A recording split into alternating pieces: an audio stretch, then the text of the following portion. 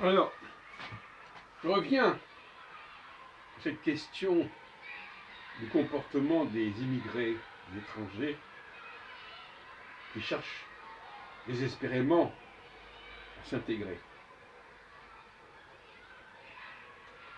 Et ça fait des années d'ailleurs que je travaille sur ce sujet. Donc, il y a 25 ans, j'avais publié déjà une psychanalyse de l'étranger. C'est un personnage tout à fait intéressant, l'étranger. Et dans nos cafés philo McDo, nous avons des étrangers. Quand je dis étrangers, ça ne veut pas dire qu'ils ne sont pas français de nationalité, mais ils sont étrangers par pas mal d'aspects. Et plus exactement, ils sont étrangers à notre société, celle du café philo McDo. Ils ne sont certainement pas étrangers à telle et telle autre société. Donc déjà, quand on dit on s'intègre, il y a une sorte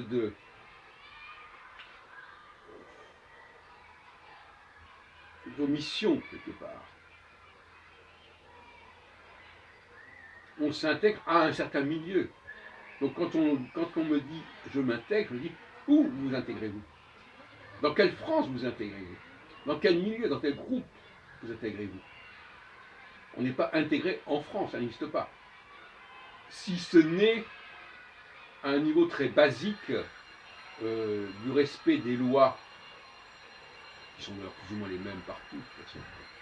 Le respect des lois au niveau administratif, au niveau fiscal.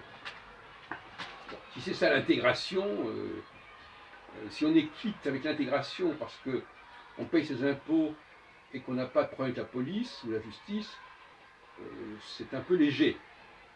D'autant plus qu'on peut très bien être français de souche et avoir des problèmes avec la police ou la justice. Donc ça, c'est un argument qui voudrait répondre à ces questions de l'intégration globale à la France. On parle d'un certain français, et même là, au niveau de la langue française, on ne parle pas tous le même français.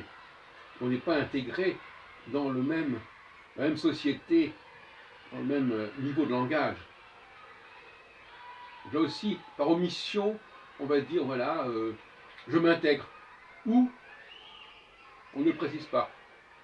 Comment, on ne le précise pas. Je vais revenir, c'est toujours, c'est pour ça que j'en ai déjà parlé, je veux dire sur d'autres aspects qui sont assez comiques. Par exemple, le vote. Est-ce que par exemple le fait de voter est un signe d'intégration? Certains diront oui, bah oui, je vote, j'ai le droit de vote, je suis donc intégré. Mais qu'est-ce que c'est que le vote? Est-ce que le vote implique une véritable connaissance de la culture française? Le fait de mettre un bulletin dans l'urne, répondre par oui ou par non, c'est très élaboré comme intégration. C'est sérieux. Donc le paradoxe, là on est sur ce qu'on appelle un nivellement par le bas. Le paradoxe qui est qu'on ne serait intégré que par le bas, par le niveau le plus primaire. Par exemple, répondre par oui ou par non à une question. Est-ce que c'est une forme d'intégration? Oui, quelque part, on répond à un devoir. Mais ce n'est pas une preuve d'intégration. C'est plutôt une volonté d'intégration, mais pas une preuve d'intégration. Parce que répondre par oui ou par non, est-ce que ça veut dire qu'on a compris la question? Même pas.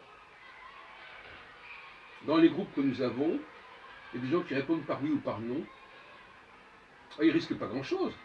Parce qu'en répondant par oui ou par non, bien dans les deux cas, ils laissent supposer qu'ils ont compris la question. Oui ou non. Mais ils ont compris la question. Ils ne sont pas d'accord, mais ils ont compris la question. Alors ils n'ont rien compris du tout en fait. Alors on a dans notre groupe justement des gens qui répondent immédiatement oui, non. Parce qu'il faut répondre. Parce que si on ne répond pas par oui ou par non, ça veut dire qu'on n'a pas compris la question. Et là c'est grave. Mais répondre par oui ou par non, ou dire je suis d'accord ou pas d'accord, sans préciser, ça c'est commode. C'est vraiment l'intégration minimale. Et même, pour moi, c'est pas vraiment l'intégration. Alors on cache le fait qu'on ne comprend pas. Alors l'autre jour, je disais, j'avais eu le malheur de dire à quelqu'un, vous n'avez pas compris ce que j'ai dit. Alors là, qu'est-ce que j'avais pas dit? Dire à quelqu'un qui n'a pas compris ce qu'on a dit, qui réagit sans être sûr d'avoir compris ce qu'on a dit, ça peut être énervant pour cette personne. Mais c'est le même problème. On en a parlé longuement, c'était assez amusant.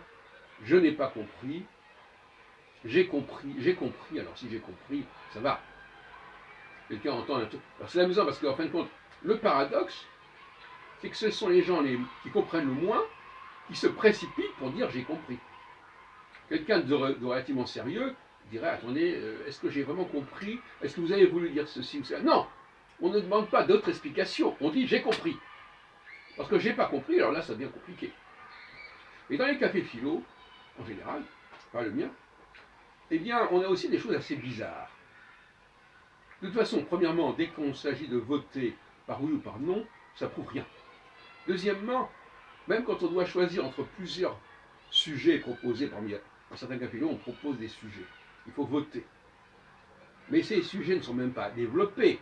Vous savez, ce snobisme des cafés philo où on emploie des expressions absconses qui ont une vague côté politique, abstraite, nanana, nanana, nanana. Et puis alors, premier sujet qui vote, deuxième sujet qui vote, etc. Mais on ne prend même pas la peine de préciser le contenu du sujet. Donc les gens votent par oui ou par non, ils n'ont même pas compris le sujet. On ne leur a même pas expliqué ce qu'était ce sujet. Donc il y a cette espèce de laxisme effarant qui a l'avantage de mettre la barre très bas. Par conséquent, les gens ne se sentent pas exclus, ne se sentent pas discriminés. Il n'y a pas d'élitisme. Les cafés philo, quelque part, paradoxalement, sont anti-élitiques. Et donc, voilà, je ne vais pas continuer là-dessus trop longtemps, mais il faut quand même mentionner, désigner ce genre de comportement et ne pas se laisser leurrer. Quand quelqu'un dit oui ou non, ça ne veut rien dire. Hein. Prenons la peine de dire est-ce que j'ai bien compris? Normalement, une personne courtoise, quand on lui pose une question, elle va demander est-ce que j'ai bien compris ce que vous avez voulu dire? Est-ce que c'est ça que vous avez voulu dire? Avant de commencer à dire qu'on est d'accord ou pas d'accord. C'est la moindre des courtoisies.